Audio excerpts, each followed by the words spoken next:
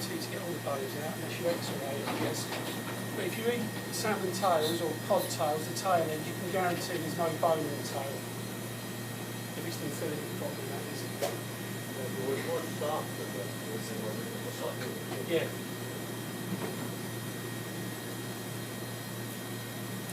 It looks so easy, like it's absolutely not.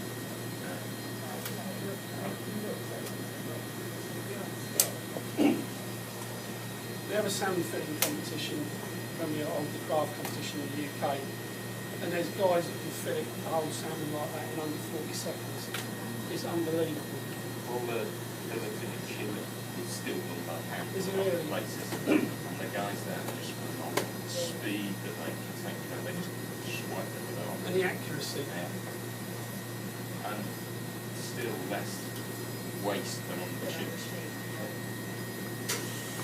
Yeah, one of the factories I go to in Grimsby have a fillet machine, it costs £2 million.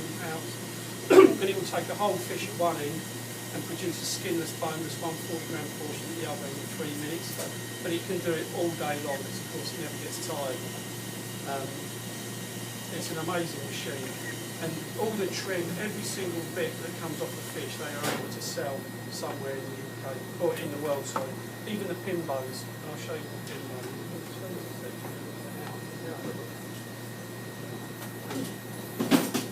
One of the things we do at the school is show people how to fillet. They have a go, and then we say to them, "You're not going to have a go at this again. At least you know what to look for when you're for quality and for presentation."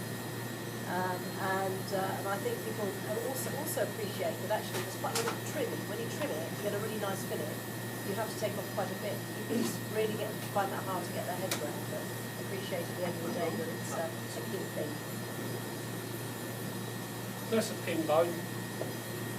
So on a salmon you get between 29 and 32 on either side of the fillet. And these guys just go along looking out like this really, really quickly. It's amazing to watch. When they take them out commercially in a factory, there's still a fair bit of meat left on them. So they just reclaim all the meat off it and it will either go to soup or fish cakes and things like that.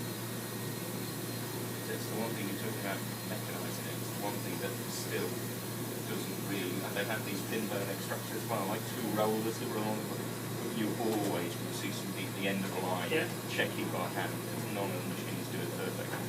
There's two bones that you can never take out as well in the whole thing. So right at the collar end, there's two that's sort of underneath. And what Paul's describing is, even though there's state-of-the-art £2 million machines there, actually there'll be someone there making sure they're all out. Using their finger, because obviously the tip of your finger is really sensitive. So George is skinning this one. And you can see on the back of that fillet there, it's leaving a silver membrane, and that means it's been skinned really well.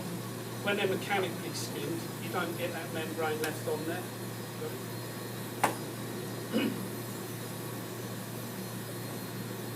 Because what they use is a big drum, and they put nitrogen through, so it's really cold, and it just basically rips the skin off. So you'd like to see a nice silver membrane left on there. Now, from a chef's perspective, chefs don't want that. So we spend a lot of time explaining to people that actually a fishmonger doesn't like this because you're seeing the product raw and you want to you want to see that you kept it as close to the skin as you possibly can, and the presentation of it is immaculate. But when it's cooked, the chef's far more concerned about what it looks like when it's finished. So there's quite a difference between fish prep for a fishmonger and a fish prep for a chef. Could I have some, I'd like some dice